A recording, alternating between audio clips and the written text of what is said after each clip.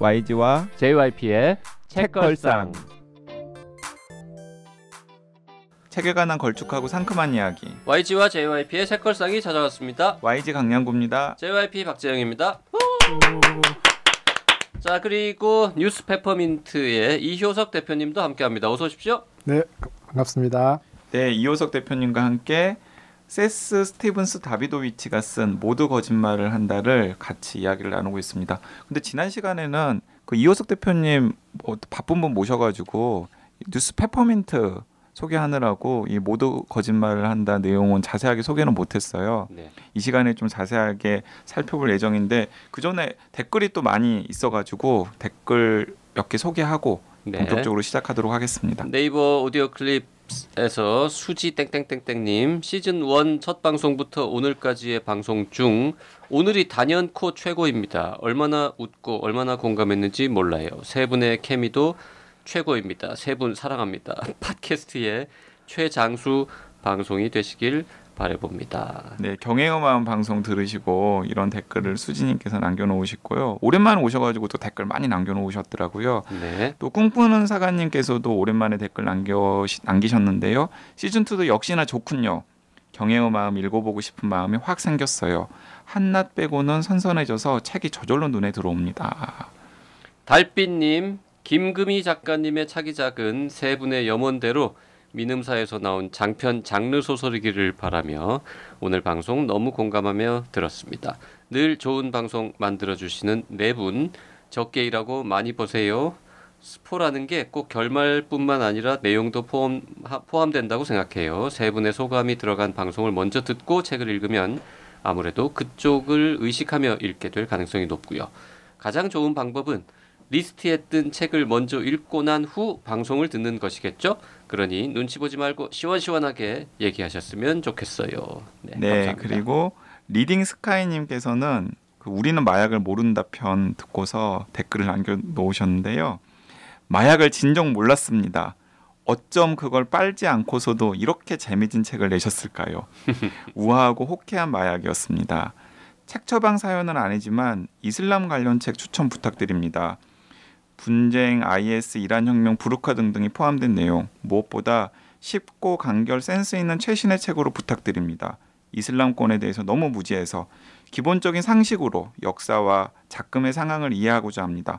마약 정도의 상식이면 딱이긴 합니다만 부탁드립니다. 그러니까 우리는 마약을 모른다 편을 들으시고 그 정도 수준으로 이슬람에 대해서 정리할 만한 책이 뭐가 있을까를 물으셨는데 제가 그 조금 서치를 해봤어요.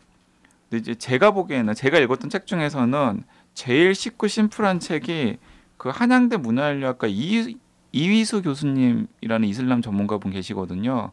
그분이 쓴 이슬람 학교라는 책이 있어요. 그 책이 지금 리딩 스카이님한테는 딱 그냥 맞춤한 책인 것 같습니다. 그 이슬람에 대해서는 뭐 저도 몇 번이나 시도를 해봤으나 여기 좀 이해해보자. 이 동네는 왜 이런가. 참 쉽지 않고 이해가 잘 안 가더라고요. 복잡하죠. 네, 어렵기만 하고. 근데 그 이희수 선생님께서 어쨌든 30년 이상 뭐 이슬람을 공부하신 분인데 그분이 굉장히 일반 대중을 상대로 강연하신 내용을 모은 책이 이슬람 학교라는 책이거든요. 근데 제가 읽어보니까 국내에 나와 있는 이슬람 관련된 책들 중에서는 제일 눈높이가 낮으면서도 좋았던 것 같아요. 그 얼마 전에 우리 왔던 오후 작가, 네, 우리는 마약을 모른다 쓰신 그 양반이 이슬람 그 양반한테 다음 차기작으로 우리는 이슬람을 모른다. 그거 하나 쓰라 그래요. 그거 괜찮네. 네, 잘 팔릴 것 같아요. 제가 문자 하나 보내드려야 되겠네요. 그 친구가 아주 글을 맛깔나게 재밌게 잘 쓰고 취재해가지고 쓰면 될 것 같은데. 정말. 그리고 그 책걸상 듣고서 그 책 읽으신 분들이 몇 분 저한테 얘기를 했는데 오, 잘 읽히대 이런 얘기 많이 네. 하시더라고요. 오후 작가님 다음에 우리 맥주 한잔 하면서 이슬람 관련 책 한번 기획 좀 해보죠. 자, 다시 본론으로 돌아가서 모두 거짓말을 한다. 참 제목도 잘 지은 것 같아요. 잘 지었어요. 그 사람들이 흔히 입으로 혹은 어디 공개된 자리에다가 쓰는 글의 내용하고 실제로 자기가 마음속으로 갖고 있는 내용하고는 다르다. 그리고 그 차이를 구글 검색 트렌드를 보면은 알 수 있다. 요게 이제 이 책의 핵심 아니겠습니까? 네. 네. 그 다비도위치를 유명하게 한 그 버락 오바마가 대통령이 되고 나서 인종차별이 없어진 게 아니다라는 논문이 어떤 식으로 이제 이 분석을 했었냐면 버락 오바마 선거운동 기간 그리고 버락 오바마 당선이 유력시 되던 상황 당선 발표가 나던 때에 그 각 지역마다 구글 검색어의 추이를 살펴본 겁니다. 그랬더니 공개적으로는 사람들이 그렇게 인종차별에 대한 노골적인 자신의 생각을 드러내지 않았지만 구글 검색창에다는 그 아프리카계 미국인, 즉 흑인을 비하하고 흑인을 욕하고 흑인을 조롱하는 단어들의 빈도수가 폭발적으로 늘어났다라는 거예요. 그리고 미국의 각 주마다 그 빈도수가 늘어난 비율이 다른데 그 흑인 비하 단어들이나 검색어가 폭발적으로 늘어난 주는 예외 없이 오바마에 대한 지지율이 굉장히 낮은 곳이었다라는 거죠. 그러니까 이제 그들이 그러니까 미국의 인종차별적인 생각을 가지고 있는 분들이 겉으로는 내색을 안 하지만은 사실은 오바마가 대통령이 되는 것에 대해서 굉장히 불쾌해하고 있고 굉장히 거부감을 갖고 있다라는 게 구글 검색 트렌드로 보여진다라는 걸 이제 이 논문으로 발표를 했고 그 논문에 많은 사람들이 이제 야 이런 식으로도 조사를 할 수 있구나라고 생각을 한 거죠. 그래서 사실 또 좀 저는 흥미있었던 게요. 그래서 보면은 뭐 A/B 테스트 얘기가 여기서 많이 나오는데요. 그 오바마 같은 경우에 이제 정치 운동을 할 때 이제 뭐 캠페인을 할 때 그 뭐 첫 페이지에 이제 사진을 어떤 사진을 넣을지, 예. 아니면 또 어떤 버튼을 이용했을 때 사람들이 더 많이 반응하는지 이런 것도 있었고, 그리고 또 하나는 오바마가 연설을 할 때 그 매 연설의 순간순간의 내용이 바뀔 때마다 또 검색의 내용이 많이 바뀌는데 그걸 가지고 그러니까 사람들이 그 연설에 대해서 실제로 어떻게 뭐 느끼는지, 사실 우리가 보면은 뭐 TV에서 분당 시청률 같은 걸 보면서 뭐 누가 나오면 시청률이 올라오고 이런 걸 보지 않습니까? 근데 구글 검색이 어떻게 보면 훨씬 더 솔직한 그런 사람들의 마음을 볼 수 있다. 이래서 아마 우리나라에서도 이제 좀 있으면은 그런 게 나올 가능성이 있죠. 그럴 수 있죠. 이미 누군가 하고 있잖아요. 그리고 네이버나 다음 같은 경우에는 어떻습니까? 네이버나 다음의 검색어 같은 것들이 이 구글 트렌드 수준으로 연구자들한테 제공이 되나요? 사실은 이제 그 구글 트렌드는 이제 굉장히 그 오랜 기간 동안 어떤 단어가 얼마나 이제 검색되고 이제 그 변화를 잘 보여주는 편이고요. 제가 알기로는 이제 네이버나 다음은 그렇지는 않고요. 네이버 같은 경우에는 그런데 보통 이제 예전에는 매년 그 베스트 검색어의 맞아요. 그런 거 발표했었어요. 백서를 발표를 했었고요. 근데 사실은 그 인기 검색어라는 것 자체가 또 굉장히 그 자체가 또 사람들을 조금, 왜냐하면 요즘 흔히 보면 커뮤니티에서 그 인기 검색어 올리기 운동 같은 거, 뭐 이제 뭐 어떤 연예인의 팬들이 하는 경우도 있고, 아니면은 뭐 정치 세력이 뭐 상대방을 조금 뭐 비난하기 위해서 하는 경우도 있고, 이렇게 이용되기 때문에 거기에 대해서 조금 반대하는 사람들도 있고, 그래서 좀 민감한 부분인 것 같습니다. 우리나라에서도 진짜 검색어 데이터를 완전히 공개하면 네이버 같은 데서는 알고 있겠죠. 알고 있겠죠. 그렇죠. 근데 지금 이 책에서 하는 것처럼 가령 이제 민감한 이슈들 뭐가 있을까요? 문재인, 아니면은 뭐 페미니즘, 뭐 일배, 뭐 이런 키워드들에 대한 추이 같은 거를 뭐 지역별로 연령별로 이렇게 쭉 해보면 굉장히 논쟁적인 데이터들을 얻을 수 있을 것 같은데 그런 건 아무도 안 하죠. 그 네이버 검색어 관련해서 제 개인적으로 재밌는 일화가 있는데, 그 제가 그 황우석 박사 논문 조작 사건 때 막 어쨌든 간에 그 구설에 많이 올랐잖아요. 그런데 그때 본인 제가 그런데 그때 네이버에 있었던, 제가 그 네이버 검색어 1위까지 간 적이 있어요. 진짜? 실검 1위? 실검 1위. 강량구라는 단어가. 그래요? 강량구라는 이름. 그런데 그때 네이버에 있었던 지인이 야, 너 실검 1위 봤지? 그러는 거예요. 그때 이제 메신저로. 그래서 정말 피곤하다 제가 답변했더니 야, 계양구가 3위다. 그러니까 계양구 멍멍 그러니까 강양구는 1위라서 올렸는데 계양구는 금치고 처리가 돼가지고 아. 공개를 차마 못한 거예요. 근데 아. 네이버 이제 안에 있는 사람들은 볼 수가 있는 거죠. 그러니까 그런 검색 단어들이 굉장히 많은가 보더라고요. 실제로는 굉장히 상위에 올라 있는데도 불구하고 이제 뭔가 네이버 같은 뭔가 공공성이 있는 그런 포털에서는 이렇게 공표를 할 수 없는 그런 단어들. 그렇게 유명한 분이었군요. 그리고 제가 YG가. 개양고. 그 이 책에서는 저는 이제 정말 세게 줄쳐놓은 부분이 있는데요. 이 부분이 사실 핵심인 것 같아요. 빅데이터의 힘이라는 2부에 나오는 부분인데 이게 왜 이 빅데이터, 구글 트렌드 이런 게 중요한가라는 거를 이제 설명하는데요. 72페이지에서 3페이지에 걸쳐서 네 가지 중요한 힘이 있다. 빅데이터는 첫 번째, 새로운 유형의 데이터를 제공할 수 있다. 그렇죠. 과거에는 없었던. 두 번째는 솔직한 데이터를 얻을 수 있다. 네, 세 번째는 작은 집단도 클로즈업해서 볼 수 있다. 네 번째는 인과적 실험을 실제로 해볼 수 있다. 네.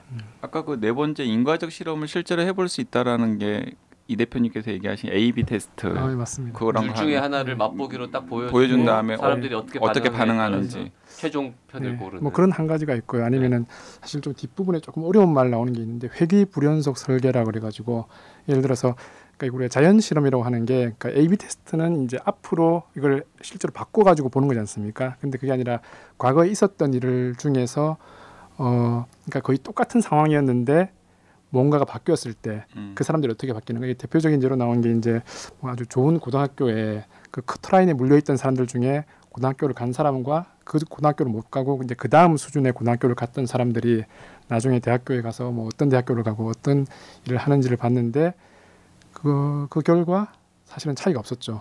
그래서 보면은 이건 뭐 저희도 많이 얘기하지 않습니까? 좋은 학교라는 게 어떤 의미가 있는가? 좋은 교육에서 의미가 있느냐? 아니면은 사실은 뭐 네이밍 그죠? 네임 밸류의 의미가 있겠죠. 그 이제 새로운 유형 데이터 제공으로 예를 든 게 이제 포르노 관련된 성생활과 관련된 데이터. 과거에는 절대 없었던 프로이드가 알았으면 정말 신나했을 데이터들. 그거 몇 개 좀 소개하죠. 그 내용을 너무 소개 안 하는 것 같아요. 예를 들어서 그 남자들이 제일 많이 그 성생활과 관련해서 검색하는 단어는 성기의 크기라고 합니다. 근데 그러면 미국에서도 그런데 그렇다면은 그 남자들의 그런 고민이 이제 합리적이라면 여자들도 당연히 그 남성 뭐 그 상대의 성기의 크기에 관심을 가져야 되잖아요. 근데 여성들이 많이 검색하는 건 통증이에요. 네. 미국에서는 그러니까 이게 정말 그 불편한 조합인 거죠. 남자들 같은 경우에는 본인의 크기가 작은 것에 대해서 굉장히 고민을 해서 그 구글에 막 이제 검색을 하는데 반면에 여자들은 그 성교할 때 그 통증이 오히려 고민이어가지고 막 검색을 한다는 거죠. 자 그리고 이제 솔직한 데이터 제공. 우리 이제 아무도 안 본다는 전제하에서 우리가 막 이상한 거 많이 검색해 보지 않습니까? YG도 많이 찾아보죠. 매일 검색하잖아요. 저 많이 찾아보죠. 네. 매일 이 대표님도 이상한 거 많이 찾아보죠. 그죠? 아니, 왜 웃음으로 대답. 웃음으로 대답. 얼굴도 빨개지셨어 심지어는. 뭐 얼마나 험한 걸 찾아보길래. 저는 이런 연구가 있다는 걸 알기 때문에 찾아보고 싶지만 찾지 않습니다. 본인이 이걸 찾아보면 누군가가 보고 있을 거라는 걸 알기 때문에. 맞습니다. 네. 되게 이제 그래서 우리는 PC방에 가서 검색을 하죠. 그러니까 저는 막 이상한 거 찾으면은 또 그 뭐야 경고 메시지가 떠요. 누군가 이 데이터를 보고 있을 수 있습니다. 뭐 이런 식으로. 되게 그런 검색어는 로그아웃 상태에서 남의 컴퓨터로 검색해야지 좋은 건데. 근데 어떤 겁니까 주로? 예를 들어서 뭐요? 솔직한 데이터? 네, 솔직한 데이터. 뭐 예를 들어서 검색어, 여기 지금 뭐 근친상간 이런 거라든지 뭐 하여튼 여러 가지 나오는데 아직 그런 얘기를 계속 하려는 게 아니라 이제 이 솔직하다, 새로운 유형이다, 그리고 인과적 실험이 가능하다는 오히려 쉽단 말이에요. 이야기가. 근데 이 세 번째 힘이라고 나온 거 작은 집단도 클로즈업해서 볼 수 있다. 요거는 약간 부연 설명이 필요할 것 같은데 이게 무슨 의미입니까? 사실 솔직함에 대해서 제가 조금만 하나만 더 말씀드리면은 사실은 제가 최근에 이제 제가 스타벅스를 자주 이제 뭐 회사 끝나고 일하기 위해서 가는데요. 스타벅스에 갔더니 그 머그컵이 요즘은 아시죠? 그 일회용 컵이 금지되면서 그렇죠. 네. 머그컵을 주는데 굉장히 예쁘더라고요. 그래서 갑자기 이 머그컵을 그냥 가져가는 사람들이 많다고 하던데 그래도 될까라는 생각이 들면서 구글에 스타벅스에서 머그컵을 가져가면 어떻게 됩니까? 라고 음흠. 쳐봤더니 자동 완성이 돼요 혹시? 뭐 그 정도는 아닙니다만 네. 그렇지만 이제 뉴스가 많이 뜨는데 뭐 미국에서 스타벅스에서 머그컵 습관적으로 훔쳐가던 뭐 굉장히 의사 선생님이었는데 굉장히 훌륭한 분이에요. 그분이 뭐 잡혀서 기사에 나더라고요. 그래서 이거 가져가면 안 되겠구나 이런 걸 이제 그랬습니다. 근데 그게 예를 들어 심지어는 자동 완성이 되면 진짜 그걸 찾아보는 사람들이 많다라는 많다. 걸 이제 확인할 수 있는 거잖아요. 그 스타벅스 머그컵은 1년에 몇 개나 없어질까요? 그래서 근데 사실 제가 그래서 그 주인한테 물어봤는데 주인한테. 근데 하루에도 몇 개씩 없어지는 경우가 많다고 아 하더라고요. 정말이요? 예. 아 그걸 가져가시는 분들이 있구나. 예. 근데 그 이렇게 편하게 해놨잖아요. 판매할 때는 예. 거의 똑같은 하얀 컵도 팔지만 네. 그 판매용하고 매장용하고는 뭔가 이렇게 구별하게 해놔서 예. 누가 가져가면 자기 혼자 사는 사람이 혼자 쓰면 모를까 누가 낙인이 될 텐데. 누가 보면은 이거 누가 봐도 훔쳐온 건데라고 그거 훔쳐온 컵을 알아보고 그 사람을 비난하지 않고 이거 자기도. 훌륭한 삶의 지혜인데 이러면서 자기도 훔쳐가겠다고 생각할 수도 있겠구나. 그 솔직한 진실 이런 얘기가 나오니까 아까 그냥 저희가 농담처럼 막 이제 섹스와 관련된 이야기만 했는데 사실은 되게 공공성이 있는 내용에 대해서도 이 구글 데이터가 알려주는 게 있습니다. 저는 이 대목을 읽고 좀 굉장히 가슴이 아팠는데요. 그 2008년에 그 미국에서 이제 금융위기 생긴 다음에 경제가 굉장히 어려워졌잖아요. 실업자도 많아지고 당연히 이제 뭐 세상에 돈으로 굴러가니까 경제가 어려워지면은 뭐 가정 불화도 심해지고 그러다 보면 아이들 아동학대 같은 것도 생길 가능성이 커지니까 많은 전문가들이 미국에서 이 경제가 안 좋아졌을 때 아동학대 가능성이 높아질 거라고 예상을 했단 말이죠. 근데 오히려 신고 건수가 줄어든 거예요. 공식 통계로는.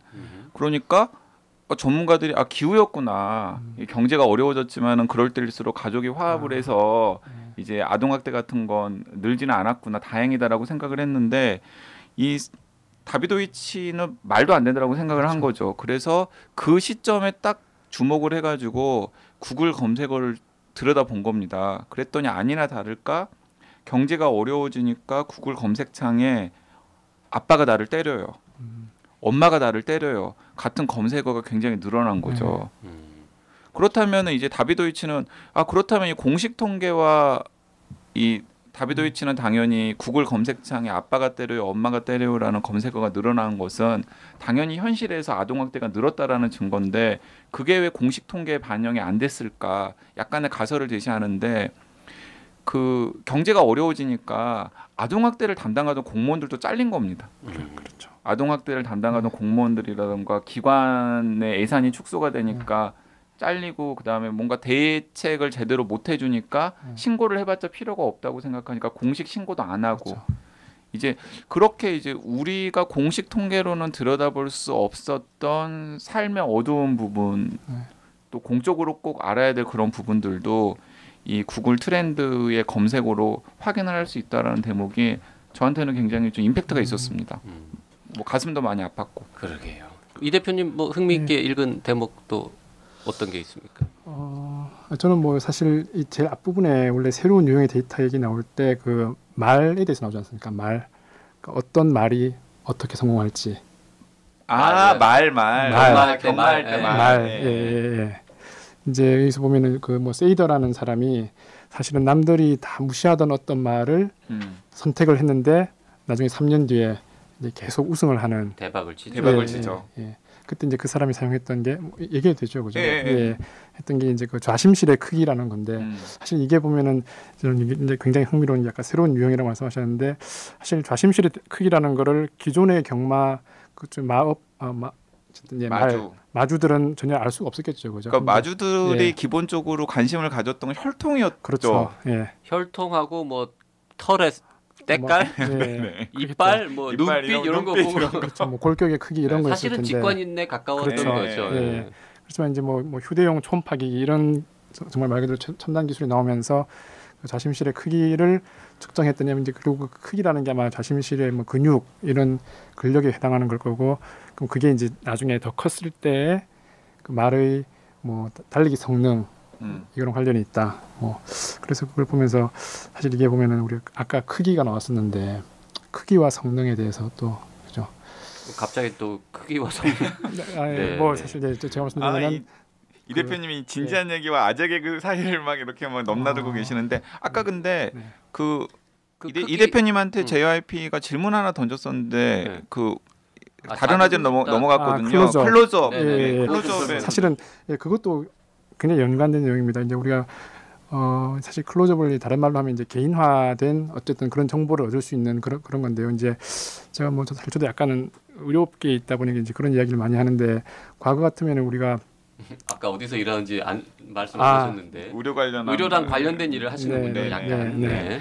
뭐 우리가 이제 어떤 약이 효과가 있는지 없는지 보려면은 그러면 이제 뭐 한 수백 명한테 약을 줘가지고 한 80% 정도 효과가 있으면은 이 약은 좋은 약이다 이렇게 되는 거죠, 그렇죠? 하지만 20%한테는 효과가 없거나 맞습니다. 부작용이 생길 수도 맞습니다. 있죠. 그리고 그 20%에 분명히 다른 특징이 있었을 거예요. 그래서 뭐 유전자든 다른 여러 가지 생활 습관이든.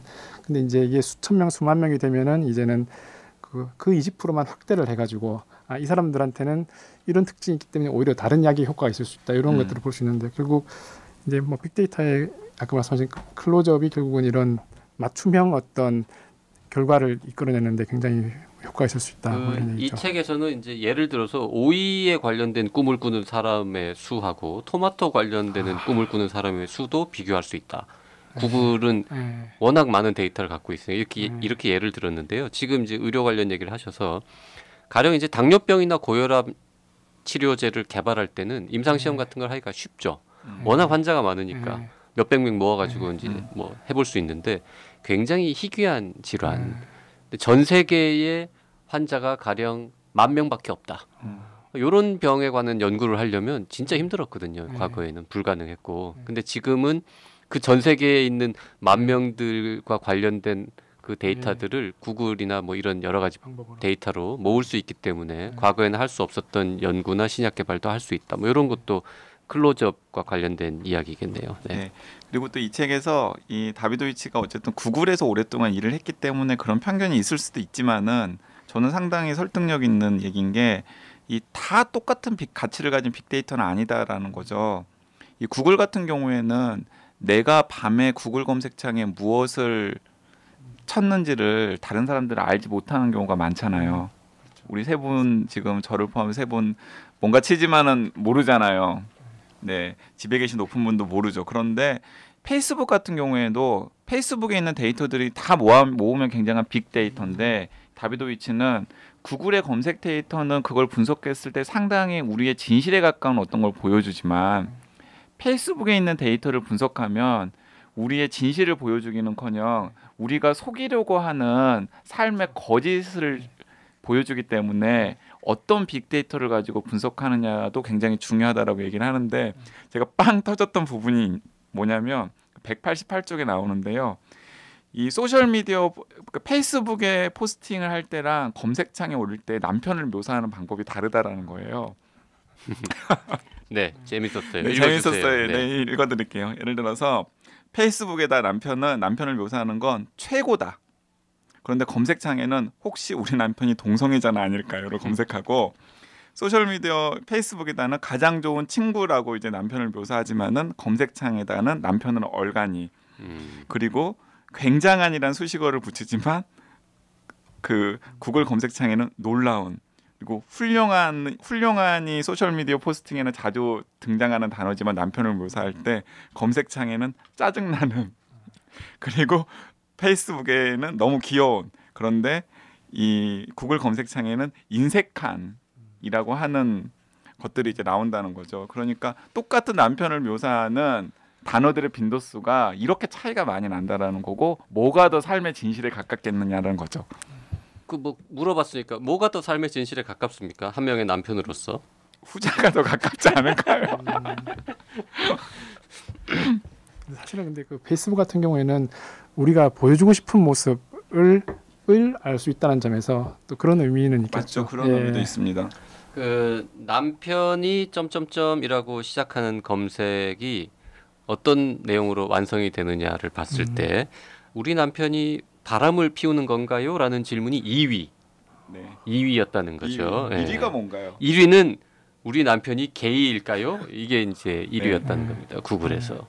그러면서 우리 남편이 게이인지에 대해서 검색하는 그 빈도가 알코올 중독인가요보다 8배가 많고 우리 남편이 우울증일까요보다 10배가 많다. 저는 깜짝 놀랐어요. 이런 부분은 진짜 우리 깜짝 놀라는 부분이죠.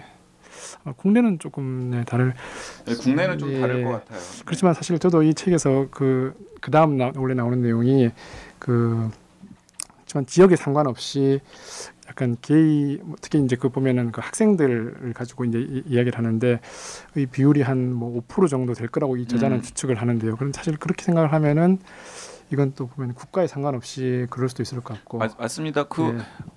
뭐 저는 좀 그런 연구에 관심이 있어가지고 들여다 보면은 과학자들이 요즘에는 대개는 동성애는 사회적인 영향보다는 그렇죠. 타고난 영향일 가능성이 크다라는데 많이 손을 들어주고 있고 맞습니다. 그리고 전 인구 대비 5% 정도의 남성이 동성애 성향을 가지고 있을 거다라고 얘기를 하는데 이 다비도위치의 얘기에 따르면 실제로 본인이 동성애자라고 공표하는 것은 그 살고 있는 곳의 분위기에 따라 너무 다르다라는 거예요. 그렇죠.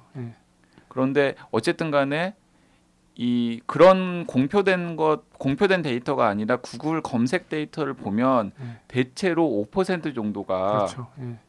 그런 걸 막 검색을 해본다는 거죠. 어떻게 보면은 사회적 분위기에 따라서 아마 자기가 동성애자인지도 모르고 맞아요. 살고 있는 사람이 있을 수도 있다. 뭐 이런 그리고 동성애자인지 알지만은 그런 성향이 있는 걸 알지만 굳이 그걸 드러내지 않고 사는 사람들도 꽤 있고.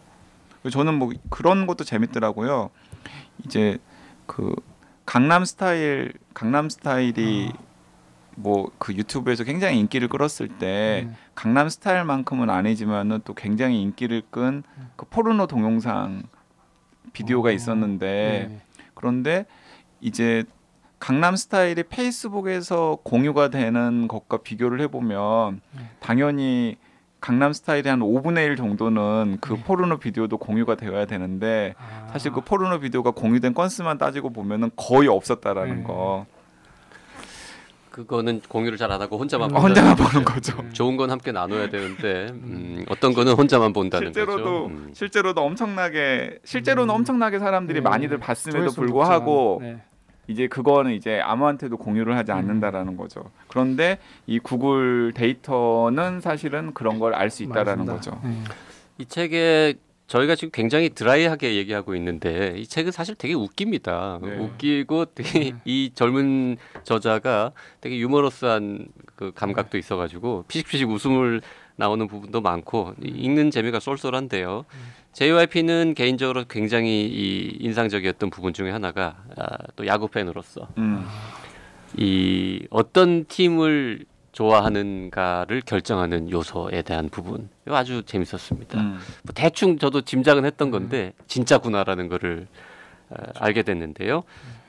성인이 돼서 어떤 팀을 좋아하게 되느냐 가장 중요한 거는 한 8살 전후에 어느 팀이 우승하느냐. 맞아요. 그 무렵에 제일 잘하는 팀을 보고 저 팀 멋지다라면서 그 팀에 빠져서 결국 평생 그 팀을 사랑하게 된다는 거. 5살에서 15살 사이가 제일 중요하다. 우리나라 같은 경우는 지역의 영향도 좀 있긴 하겠죠. 미국도 그렇죠. 당연히 지역 영향이 있겠죠. 한데 같은 지역에도 팀이 여러 개 있는 경우도 있고 하니까. 저는 그 재밌었던 대목이 이런 대목도 재밌었는데 이런 얘기 하면은 되게 좋아들 하시더라고. 제가 이 책 재밌다고 하면서 그 미국에서는 스피드 데이트라고 하는 게 있어요. 그래서 여러 이제 청춘 남녀들을 모아놓고서 한 5분 정도씩 대화를 이제 교대로 나누게끔 한 다음에 가장 말이 잘 통할 것 같은 두 사람이 연락처를 주고받으면은 이제 성공하는 그런 식의 이제 데이트 방법이 있는데 그 데이터 과학자들이 그 스피드 데이트 때 남성과 여성들이 오간 대화를 다 녹음을 해가지고 녹취를 푼 거죠. 그래서 호감이 가는 남성 그리고 싫은 남성 혹은 호감이 가는 여성 싫은 여성이 나왔을 때 어떤 말들을 하는지에 대해서 이제 빈도 분석을 해가지고 이제 데이터를 내놓은 걸 또 다비도위치가 소개를 했는데 재밌고 그리고 제가 그걸 몇 분들한테 얘기를 했더니 상당히 설득력이 있다라는 거예요. 남녀 공이. 예를 들어 여자들 같은 경우는 여자들이 그 상대 남자가 마음에 들었다는 신호는 I랍니다. I. 나. 그러니까 보통 여자들이 상대가 별로 마음에 안 들면은 별로 그저 그런데요. 글쎄요. 잘 모르겠어요. 이런 말들을 많이 하고 상대방이 마음에 들면 자꾸 자기 얘기를 한대요. 제가 좋아하는 건요. 제가 뭘 했었는데 이렇게 그러면 I가 많이 나오겠죠, 당연히.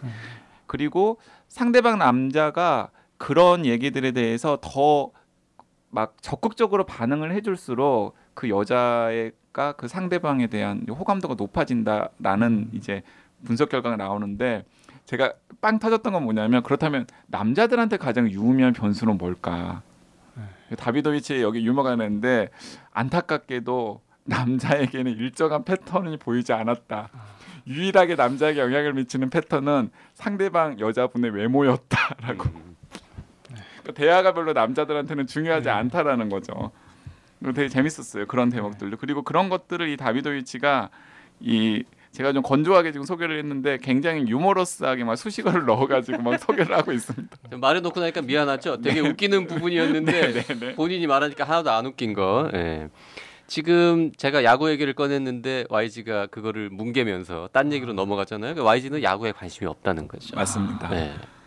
YG는 8살 무렵에 우승한 야구팀에 대해서 어떻게 관심을 안 가질 수가 있었을까? 저요? 네. 저는 관심만 저희 아버지가 너무 야구만 봤기 때문에 너무 싫었던 거죠. 근데 어쨌든 아까 야구 얘기 하던 거 조금만 더 마무리를 하면은 가령 볼티모어 오리올즈 남자 팬 중에는 62년생이 유난히 많다. 반면 피츠버그 파이어리츠 팬 중에는 63년생이 유난히 많다. 이게 무슨 의미냐면 8살이 됐을 때 우승한 팀. 네. 그걸 또 꿋꿋하게 또 계속 얘기를 하고 있네. 근데 이제 남자애들은 8살이 중요한데 여성들은 그러면 어떤 시기가 중요하냐라고 봤더니 이게 제일 놀라웠어요. 여성은 패턴이 그렇게 뚜렷하진 않지만 22살이 피크다. 그래서 남자애들은 8살 때, 9살 때, 10살 때 이미 야구를 보면서 막 팀 응원하고 룰을 배우는데 여성들은 대개 22살쯤 돼서 야구 팬인 남자를 만나가지고 같이 야구장에 가서 그때서야 팀을 정하게 될 확률이 높아진다. 뭐 이런 의미일 수도 있을 것 같고. 네. 이게 하고 싶었던 얘기였어요. 네. 야구에 관심 없는 YG. 네. 저도 근데 흥미롭게 읽었어요. 그럴 것 같다라고 생각했습니다. 네. 또 다른 뭐 재밌는 내용 시간이 다 돼가는데요. 네. 사실 늘 저기 책의 오역이나 오류를 지적하시지 않습니까? 네, 저도 그런 거 있어요. 하나 저도 지적하시죠. 제가 몇 개. 근데 그중에 아까 야구 말씀하셔가지고 혹시 여기 196페이지 아까 그 그래프 보시면은 이게 이제 X축이 9인데 0보다 적은 때가 있거든요. 이건 아마 태어나기 전에 우승한 그렇겠죠. 근데 Y축이 확률인데 역시 또 0보다 적은 값이 있어요. 제가 생각에 이건 아마 저자가 이 다비도비치가 좀 실수를 하지 않았나. 이 그래프까지 알겠습니다. 그래프는 안 보는군요. 그렇게 자세하게는 안 봤는데요. 말씀 듣고 보니까 그렇네요. 알겠습니다. YG도 뭐 잘못된 거 지적질 할 거 있으면 하시죠. 저는 잘못된 걸 지적질하기보다는 굉장히 재밌게 읽었는데 이 세계관에 대해서 약간 저는 동의를 하지 못하는 부분이 있더라고요. 이 다비도비치 같은 경우는 구글의 검색 데이터를 통해서 보면 그 사람이 겉으로 드러내지 않은 그 사람의 진짜 모습에 대해서 알 수 있다라는 가정을 은연중에 깔고 지금 이 책에서 막 논리를 밀어붙이잖아요. 여러 가지 재밌는 사례들을 들이대면서 또 고개 끄덕끄덕하고 뭐 웃다가 보면은 이제 그 논리에 말리면서 읽게 되는데 덮고 나면은 저는 이런 의문이 들긴 들더라고요. 이제 저를 비춰보면 아까 JRP가 뭐 짓궂게 물어봤지만 저도 구글 검색창에다가 다른 사람들한테 차마 하지 못하는 그런 험한 검색어들 쳐본 적이 있거든요. 근데 그게 저의 온전한 진짜 정체성일까? 라고 생각해 보면은 약간 고개가 갸우뚱하게 됩니다. 그러니까 예를 들어서 한 사람이 굉장히 다양한 정체성들을 가지고 있고 그 다양한 정체성들을 자기가 맺는 다양한 사람들이나 다양한 상황에 따라서 조금씩 드러내면서 살아가고 사실은 그런 다양한 정체성이 그 사람을 구성하고 있는 여러 가지 모습들인 거잖아요. 근데 이 다비도위치가 이야기하는 것처럼 굳이 그 컴퓨터 화면에 앞에 앉아서 구글에다가 이렇게 검색어를 쓰는 모습만이 나의 진짜 정체성일까? 라는 생각에 좀 고개가 갸우뚱해졌고 이런 식의 접근에서 만약에 그렇다고 생각한다면 그건 좀 오히려 삶을 제대로 보지 못하는 게 아닐까 하는 생각이 들긴 들었습니다. 그 이제 뭐 빅데이터 트렌드를 보자는 거지. 그렇죠. YG가 한번 검색한 결과를 보고 YG는 이런 인간이다라고 규정하겠다는 의미보다는 그렇죠. YG와 같은 수많은 사람들이 검색하는 트렌드를 보니까 사람들은 요런 욕망을 갖고 있고 요런 생각을 하는구나 뭐 이걸 보자는 거겠죠. 그런데 이제 JYP가 이제 그렇게 반문을 하셨으니까 제가 뭐 약간 그건 좀 지금 사회적인 트렌드의 함의도 있는데요. 예를 들어서 저도 뭐 그런 분들을 옹호하고자 하는 건 아니지만은 막 이제 여러 가지 종류의 스캔들에 휩쓸려 가지고 한순간에 이제 굉장히 막 이미지가 확 망가져 있는 분들 많잖아요. 근데 저는 이제 그런 분들의 뉴스에 대해서 접근을 할 때 좀 한편으로는 좀 우리 사회가 약간 좀 한 걸음 뒤에 물러서서 약간 전체적으로 좀 그 사람에 대해서 생각해 볼 수 있는 기회를 가져보는 것도 좋지 않을까 싶어요. 왜냐하면 그 사람이 한 번의 추문으로 굉장히 땅에 떨어지긴 했지만 그게 그 사람의 진짜 모습 그것만이 그 사람을 평가할 수 있는 유일한 요소라고 하기에는 좀 그렇거든요. 근데 이런 식의 접근이 좀 그런 걸 오히려 강화하지 않을까 하는 좀 생각이 들긴 했습니다. 저는. 네. 예를 들어서 뭐 이제 이 빅데이터 분석은 익명화가 이제 어쨌든 간에 익명화 비식별화가 전제 조건일 텐데 그게 만약에 잘못되어 가지고 예를 들어서 A라는 사람은 저라는 사람이 맨날 구글 검색 데이터에는 이상한 걸 검색한다는 사실이 만천하에 공개가 된다면 저는 완전히 개쓰레기처럼 취급을 받을 것 아니에요. 개양구. 아니 혹시 그 구글에 소송을 걸으셔가지고 인생이 좀 펴실 수도 있습니다. 아 그런 걸 가지고 그걸 가지고 그럴 수도 있겠군요. 소송에서 이겨서 큰 돈을 받아서 인생이 펴질 수만 있다면 개양구가 된들 어떠하리. 그런가요? 네, 모르겠습니다. 근데 저는 그러니까 많은 사람들이 막 이렇게 막 언행일치 이런 가치들을 얘기를 하면서 모든 것에서 다 투명한 어떤 사람을 생각을 하는데 사실은 그런 사람이 세상에 존재할까? 그리고 다들 그런 식으로 사는 게 과연 재밌는 세상일까? 라고 생각하면 저는 좀 아닐 수도 있다라는 생각이 들어가지고요. 드리는 말씀입니다. 저는 지적질 말 나온 김에 하나 하자면 원저의 문제가 아니라 번역의 문제인데요. 교정 교율의 문제일 수도 있고 161페이지에 보면 뒤처진다라는 단어가 나옵니다. 이거는 대한민국의 수많은 글 써서 먹고 사는 사람들도 흔히 하는 정말 흔한 오류인데요. 뒤처지다와 뒤처지다 이 처의 모음이 어인 경우와 여인 경우를 구별해서 쓰는 사람이 정말 흔하지 않습니다. 맞아요. 우리가 이제 뒤떨어진다라고 보통 그런 의미로 뒤처지다라고 할 때는 처어를 써야 되는 써야죠. 근데 이 책에서도 지금 뒤처진다라고 여 모음을 썼는데 요거는 이제 그 자동 맞춤법 검사 기능에서 빨간 줄이 안 나옵니다. 왜냐하면 뒤처지다라는 단어도 있거든요. 이게 뒤집어서 젖혀지는 거 있잖아요. 이렇게 뒤집어지는 거. 그게 뒤처지다고 뒤떨어지는 거는 이 단모음, 어모음을 써야 되는데 뭐 이 책뿐만 아니라 수많은 출판사에서 나오는 책들에 이게 오류가 있습니다. 저도 오류 한 두 개만 더. 많이 찾으셨네. 저 28페이지 보시면요. 여기 그 인간이 하루 동안 데이터 250만 조 바이트를 만들어낸다는 말이 있거든요. 네. 근데 저는 사실 250만 조 이런 단어를 보면은 그런 말은 없죠. 그런 말 없죠. 250경으로 바꿔야 그죠. 그리고 또 하나는 252페이지에 보시면은 여기 구글에 보고된 이제 10대 중독 이게 10가지 이제 중독인데 8개만 나와 있거든요. 저는 이렇게 항상 그 좀 숫자가 나오면 항상 세워보기 때문에. 그렇네요. 네. 이 사람들 정말. 참 까칠한 검색창에 뭘 검색하는지 보고 싶네. 네. 자 어쨌든 이렇게 뭐 오류도 지적하고 한계도 얘기를 했습니다만 기본적으로 뭐 사서 읽는 데 있어서 충분한 가치가 있다고 봐야겠죠. 네, 좋은 당연하죠. 책이었습니다. 좋은 책이었습니다. 그리고 굉장히 재밌어요. 음. 일단 뭐 그 YG가 재밌는 대목과 JYP가 재밌었던 대목이 다르다라는 사실을 방송 중에 드러나긴 했지만 어쨌든 굉장히 재밌고 그리고 몰랐던 내용들도 많고 네. 특히 빅데이터 이야기를 많이 하는데 도대체 빅데이터가 우리 삶에 어떤 함의를 주지에 대해서 좀 고민을 하실 기회가 없었던 분들이 이 책을 보면 여러 가지 생각들을 많이 하실 수 있을 거라고 생각합니다. 네. 그리고 다비도위치가 또 맨 마지막에 약간 취급주의라는 3부에서 빅데이터와 관련해서 우리가 오해를 하고 있거나 아니면은 좀 주의를 해야 될 내용들 같은 것들에 대해서도 본인이 성찰을 해가지고 또 써놓았기 때문에 그런 것도 되게 흥미롭습니다. 저는 개인적으로 그 뒷부분 맨 마지막 분량으로는 아주 짧습니다만 3부 빅데이터 취급주의 7장 8장 특히 8장 빅데이터로 하지 말아야 할 것 이 부분 정말 흥미롭게 잘 읽었고요. 마지막 챕터 이 책은 뭔가 이렇게 사람들 대중을 상대로 마케팅을 하거나 뭐 정치를 하거나 이런 사람들한테 참 도움이 될 것 같고 맞아요.